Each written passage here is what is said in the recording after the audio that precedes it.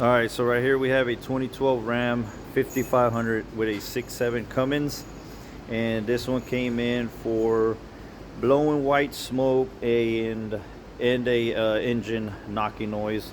So what we found is that it was low on oil, and we found that the turbo itself was bad. Pouring oil out of the exhaust side of the turbo and the intake side of the turbo, and then the engine itself was so low on oil that it ran low on oil pressure, and the engine started knocking. So more than likely it spun some rod bearings or it overheated a cylinder, and so we're pulling the engine out so that we can do a full rebuild on it. And here is some of the charger cooler tubes that were full of oil, and we have the exhaust turbo elbow that was also full of oil there.